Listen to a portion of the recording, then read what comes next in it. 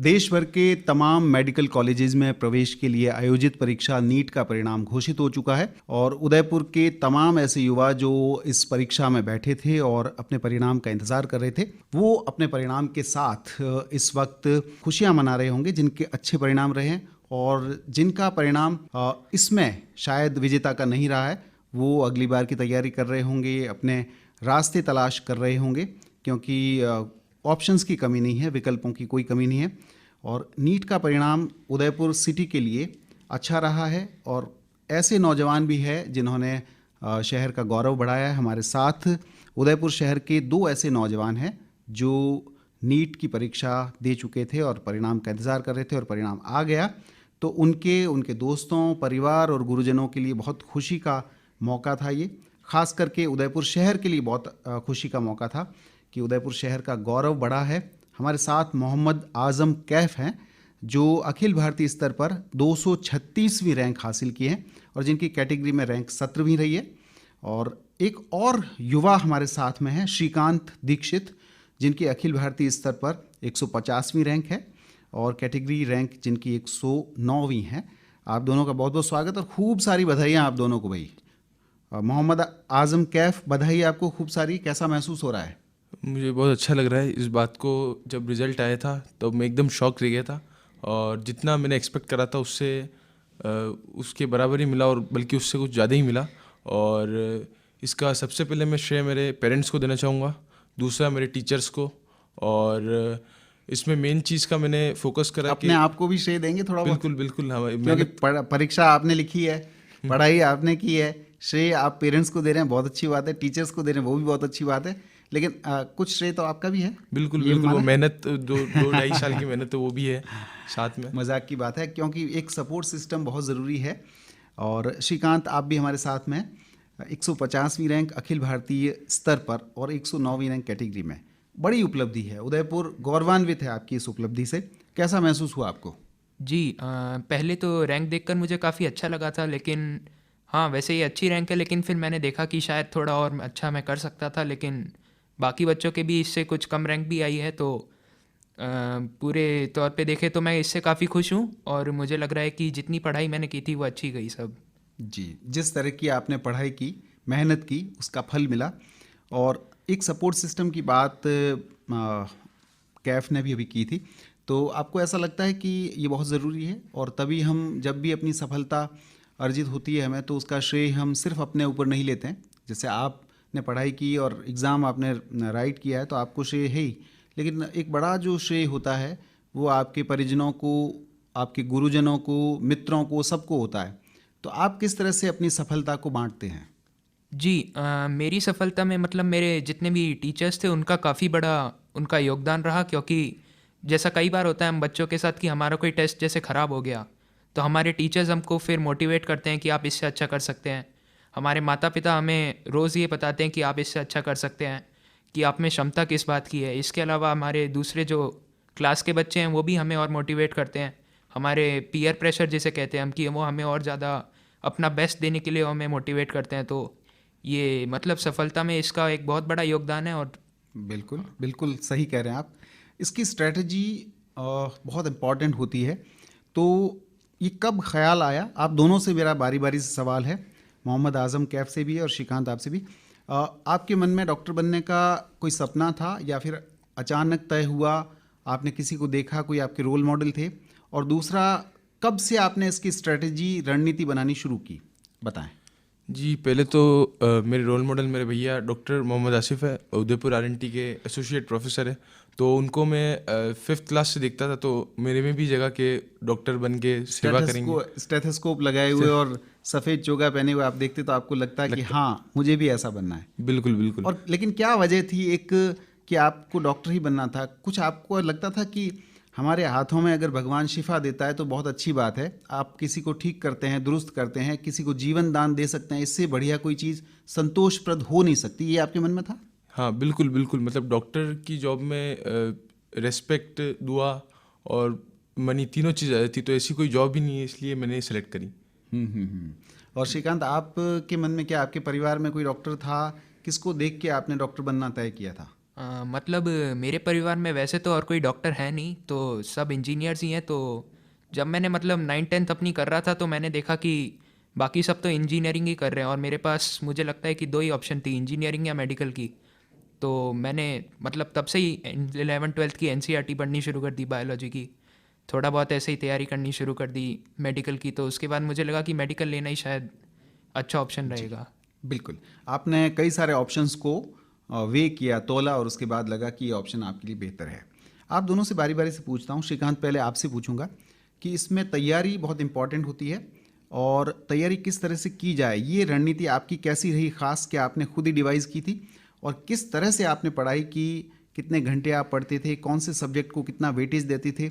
तो लेकिन उससे पहले ये भी बताएं कि इसमें पेपर किस तरह का आता है, कितने अंक किस पेपर के होते हैं, उसके बाद अपनी रणनीति के बारे में बताइए। जी, ये जो पूर्ण पेपर होता है ये कुल 720 अंकों का होता है और इसमें बायोलॉजी के 360 अंक होते हैं और फिजिक्स और केमिस्ट्री दोनों के 180 अंक होते हैं। यानी 50% तो इसमें बायो का पेपर आता है और उसके बाद बाकी के 50% में केमिस्ट्री और फिजिक्स दोनों के पेपर होते हैं। जी ठीक हाँ। बात।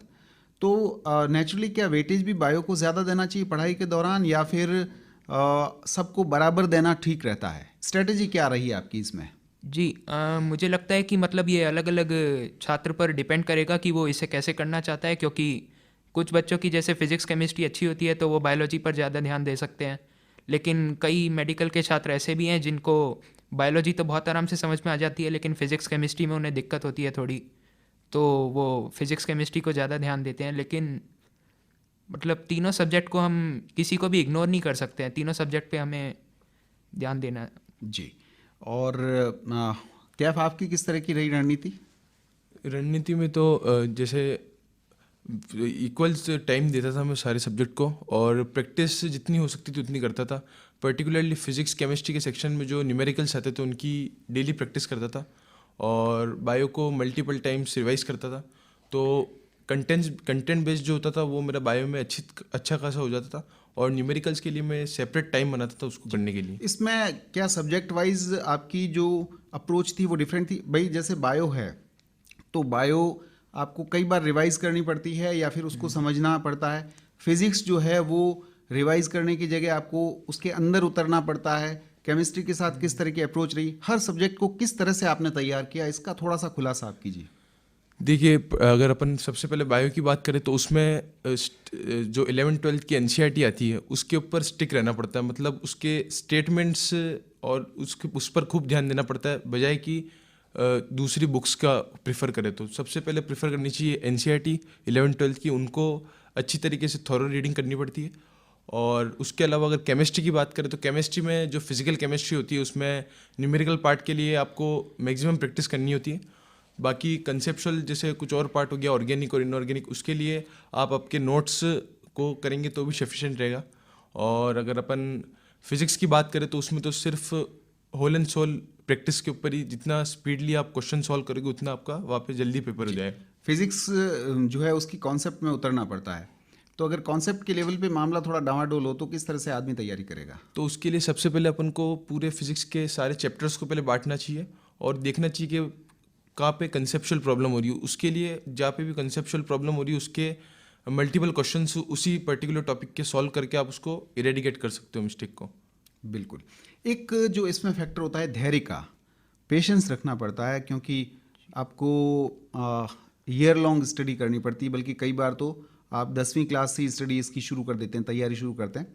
तो किस तरह से धैर्य बनाए रखें? क्या बाकी सारी चीज़ें छोड़ दें जैसा कि बच्चे आजकल करते हैं कि साहब कोचिंग, पढ़ाई और ये टेस्ट पेपर, इसी में पूरी ज़िंदगी बंट के रह जाती है? क्या आप दोनों के साथ भी ऐसा रहा? बारी बारी से मैं पूछूंगा कि आपने सब कुछ छोड़ दिया था और सिर्फ पढ़ाई की थी, या कुछ शौक़ जो होते हैं, खेलना कूदना, म्यूज़िक वगैरह, किताबें पढ़ना, कुछ ऐसी अपनी हॉबीज़ में इंडल्ज होना कभी कभार, ये चीज़ें आप बराबर करते रहे थे? श्रीकांत, आपसे शुरू करता हूँ मैं। जी, मैंने मतलब फ़ोन वगैरह का तो मेरे शुरू से ज़्यादा कुछ था नहीं मेरे सोशल पास। मीडिया वगैरह स्ट्रिक्ट नो नो? नहीं, मैंने कुछ नहीं है जी। मतलब। और उसके अलावा कुछ और ऐसे शौक भी होते हैं, जैसे हम कभी खेलना चाहते हैं या फिर म्यूज़िक सुनते हैं, कहीं घूमने चले गए, गिटार बजाना, ये चीज़ें आप करते थे या बिल्कुल आपने पढ़ाई पे ही फोकस किया था? मतलब मेरा जो सबसे बड़ा फोकस था वो तो पढ़ाई पर ही था, तो गिटार बजाना मुझे आता भी नहीं है वैसे। और नहीं, गिटार तो इसके एक बात अलावा कही है, बंसरी भी बजा सकते हैं लेकिन आप। कभी कभी मतलब ऐसे ही फतेह सागर कोई पे घूमना भी कभी नहीं किया आपने? 11th-12th में तो नहीं किया, पढ़ाई करते हुए मतलब रिलेटिव भी कम आते थे तो। बिल्कुल। मोहम्मद आजम कैफ को हम पूछेंगे कि ये जो बंदा है ये बिल्कुल उदयपुर का खाँटी बंदा है, और फतेह सागर का नाम आते ही इसके चेहरे पे मुस्कान आ गई थी। तो ये कभी कभी छुप के अपने दोस्तों के साथ जरूर जाते होंगे, बताइए। इसका तो जैसे संडे संडे को टेस्ट होता, तो संडे को टेस्ट का एनालाइज करके अच्छी तरीके से कंप्लीट करके रात को एक वॉक के लिए तो जाती अपने है आप को कभी कभार इनाम देने की इच्छा होती तो फतेह सागर फतेह सागर, और कोई राउंड पे वॉक के चले गए ऐसा। उसके अलावा जैसे स्पोर्ट्स वगैरह बिल्कुल कुछ नहीं? स्पोर्ट्स तो नहीं कुछ भी, इन 2 सालों में तो कुछ नहीं। टीवी सोशल मीडिया वो भी कुछ हाँ, नहीं? टीवी भी जैसे संडे को ही, मतलब संडे को टेस्ट होने के बाद जो फ्री टाइम रहता है ना, मतलब 6 to 7 आवर्स रात को संडे को, तो 6 PM से लेके 12 PM उसमें कहीं घूमना, अगर मूड फ्रेश रिफ्रेशमेंट के लिए, और दोस्तों से कभी कभी संडे को ही बात, मतलब संडे को ही मेन थोड़ा फ्री टाइम मिल सकता था। बिल्कुल। तो तैयारियों पे हमने बात की, आपके शौक़ पे बात की है, और मैं आप दोनों को खूब सारी बधाइयाँ और शुभकामनाएं दूंगा हमारे तमाम श्रोताओं की तरफ से, आकाशवाणी परिवार की तरफ से भी, और उदयपुर, पूरे उदयपुर की तरफ से, क्योंकि उदयपुर बहुत खुश है आपकी इन उपलब्धियों से। अब मैं जानना चाहूँगा आखिर में कि आप किस तरह से अपने आगे की यात्रा को देखते हैं। आप आगे का कुछ सोचा है कि मुझे इस फील्ड में डॉक्टर बनना है, या फिर ये कि MBBS बनने के बाद सिविल सर्विसेज जैसा कि कुछ लोग सोचते हैं, या फिर अभी फ़िलहाल आपने बहुत बड़े निर्णय स्थगित कर रखे हैं और सिर्फ MBBS करनी यहीं तक सोचा है? श्रीकांत, आपसे शुरू करता हूँ मैं। जी, मतलब मैंने अभी से तो कोई बहुत बड़ा निर्णय नहीं किया है, तो अभी तो मेरा पूरा फोकस सिर्फ काउंसलिंग और MBBS पर ही है, और उसके आगे मतलब किस सब्जेक्ट में स्पेशलाइजेशन करना है या क्या करना है वो मैं, या IAS करना है या कुछ करना है वो मैं आगे ही। अभी फ़िलहाल स्थगित है। कैफ, आपने कुछ सोचा? जी, उसके लिए तो जैसे PG में जितने मेरे मार्क्स आएंगे उसके ऊपर डिपेंड करेगा कि मैं कौन सी फील्ड ले सकता हूँ। बिल्कुल। और सबसे आखिर में जो आपने सबसे शुरू में कहा था कि पेरेंट्स का और टीचर्स का रोल रहा है, किस तरह से आपको सपोर्ट घर वालों ने किया, इस पे थोड़ा सा, और कितना इम्पोर्टेंट होता है कि परिवार आपको सपोर्ट करता है, आप पढ़ाई अच्छी तरह से कर पाते हैं, एक माहौल प्रोवाइड करते हैं। तो श्रीकांत, आप बताएं।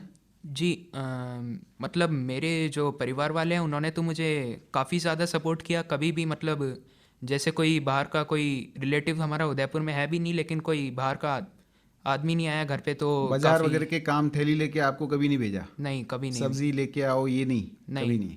कभी नहीं। आपको पूरी छूट, फ्रीडम थी कि आप सिर्फ और सिर्फ पढ़ाई करें? हाँ जी, हाँ बिल्कुल, यही बड़ा सपोर्ट है।